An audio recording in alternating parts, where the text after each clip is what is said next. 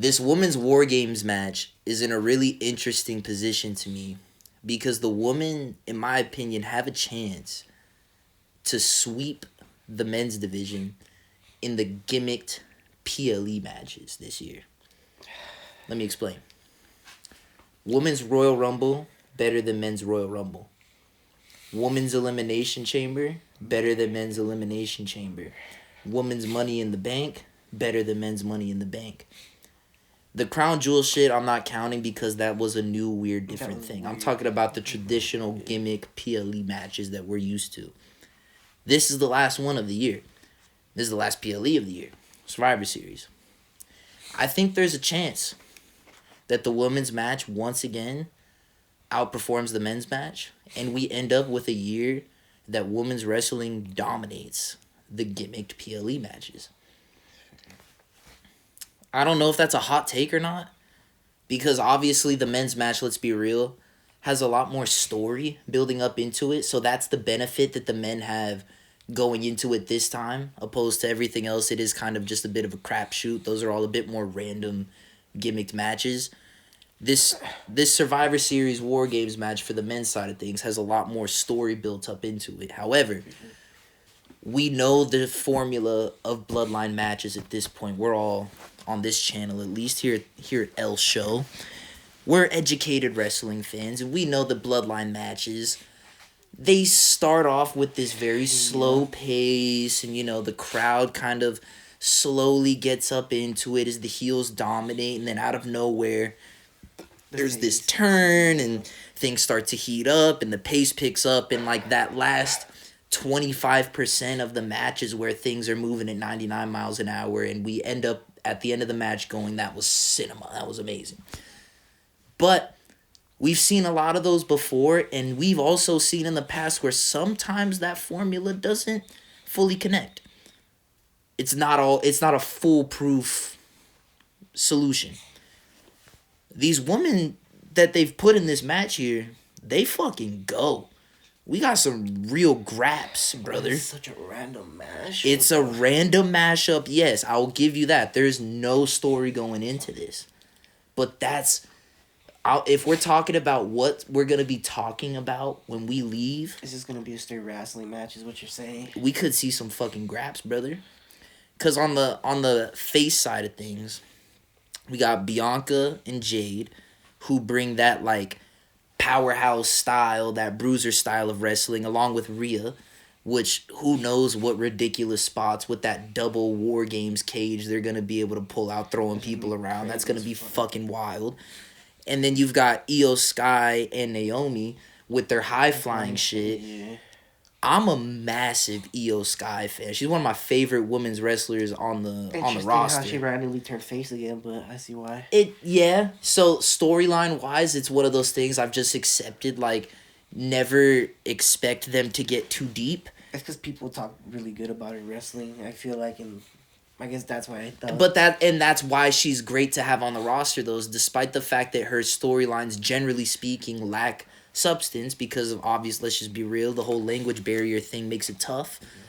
WWE's getting better with it, but still haven't fully figured out how to pull off those feuds flawlessly, seamlessly. But the fucking in-ring work is, like, out of this world, bro. Like, she's, I would say, up there with, like, people like Ricochet as being, like, best high flyers in the world at the moment. Like, the shit she does is unbelievable, puts it all on the line out there. And also has, like, a bit of that kind of, like, strong style that she can mix in there. Like, it's not just all high spot after high spot. Like, she paces her matches really well. She sells like a fucking pro. Like, I love watching Io Sky wrestle. And so I am very excited, again, when you have this whole double cage weird setup for War Games. It's going to be interesting. I'm expecting to see some pretty crazy shit. Of course, on the heel side, you've got Nia and Tiffany, who have their whole little thing going on, friendship, enemy ship going. That's kind of, we'll see how that continues to develop. Raquel and Liv, kind of, again, all randomly thrown in there, but also have good styles to contrast. Like with Naya and Raquel, that goes really interesting against the Bianca, Jade, Rhea, the more powerhouse style that you see there. And then Liv is like, to me, a really underrated technical wrestler. Yeah. And so I'm excited to see how she's going to counter people like Io Sky, Naomi, and then we've seen already that she does great work against the more powerful bruisers and stuff like that. Exactly. And Candice LeRae is one that I'm interested to see because this is like kind of like a shot for her. It's basically her time to shine. And I feel like because like she's not dumb, she's gonna know that. Or whatever, Indy Hartwell, bro. Yeah. No, she's definitely elevated herself into a spot she wasn't gonna be in like a month ago. Shit has moved fast for her. And I think because of that, I would assume that she's gonna go balls to the fucking wall and like some crazy shit, bro? Yeah, bro, why not? Lay it all out there. This is your chance, bro. Go make some shit happen and make us want to see you again.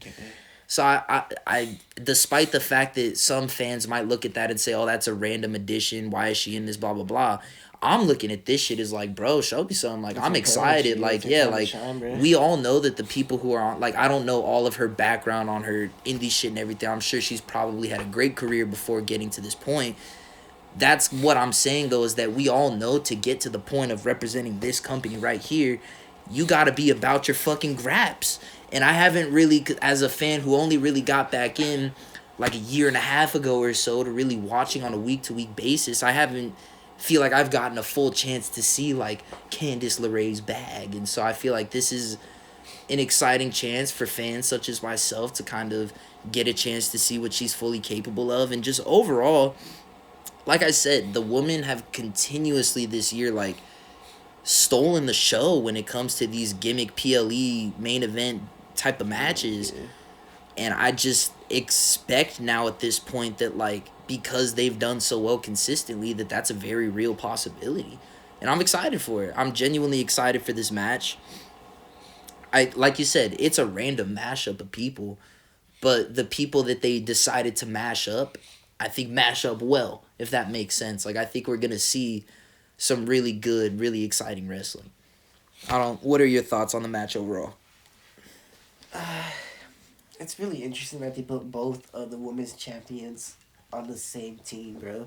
Because if they lose, it's losing all credibility to basically like, damn, these champions just got their asses whooped by these fucking better supposed competitors now and shit.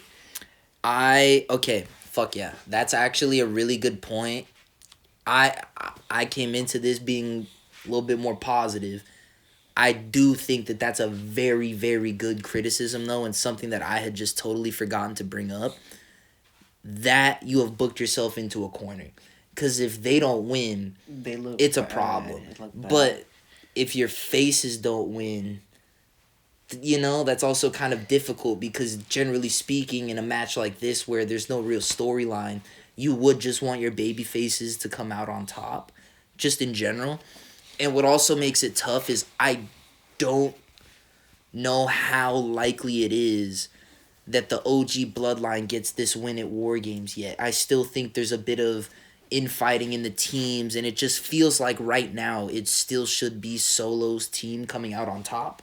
And because I feel like 70-ish% confident that the heels are going to win on the men's side of things, that makes me a bit less confident that the heels are going to go 2-0 on the night. But I agree with you that like it feels like your heels need to win or else you really devalue your championships. After what did you just spend your last PLE doing? Oh, that's right, devaluing two of your championships. And that's Nia losing again. Yeah, no, she's racking up the pins lately. It's getting ugly. And I think Nia Jax is really good. I think she's come a long way from her first stint in the company, from everything I've seen at least. Like I said, obviously I wasn't watching week to week at that point. From the clips I've seen, from everything I've heard about, it seems like she's come a long way. I enjoy her promos more often than not. There are some misses in there, don't get me wrong. Sometimes the material is rough. But more often than not, I like laugh out loud at a lot of her promos. She's funny as hell. When she came in, even just with the War Game shit and like 1 by 1, I don't like you, and I don't even care about you. I don't think about you. Like that was funny to me. Like I feel like that's good shit. So yeah, and I'm overall a fan, but I hear you that it's a fucking rough situation to be in from a booking perspective, where both your champions are tied up on the same team, and one of them's already been racking up the pins. And then one of them has a Money in the Bank too. At the same Yeah, time. yeah, you definitely don't want to be making Tiffany look shit right now either. Yeah, it kind of feels like it. They kind of fucked themselves over here. The heels have to win, bro. Is this where we see the start of like Bianca and Jade like really That's what I was feuding? thinking, yeah. And that's how you at least Yep. not make the baby faces look too bad in They're their probably loss. gonna. They're probably Is it's gonna- more they beat themselves?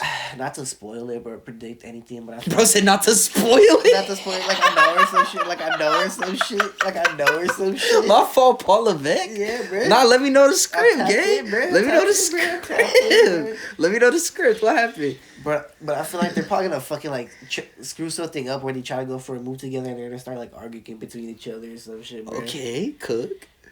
But I just feel it's gonna be something like that, bro. And they're gonna get pissed at each other? And they're probably just gonna be distracted, like getting pissed at each other, and that's when it's gonna be the heels are gonna fucking probably get the win, bro. Oh, shit, bro.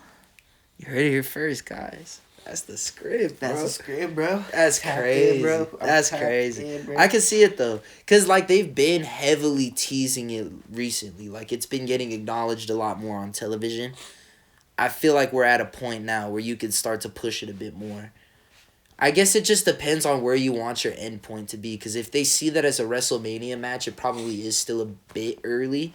But if you're eyeing, like, the Rumble, then you could start building it now. I doubt the Rumble, because they're probably both gonna be in the Rumble at that point. And probably one of them is probably gonna be the one who wins it. See, what about Rhea?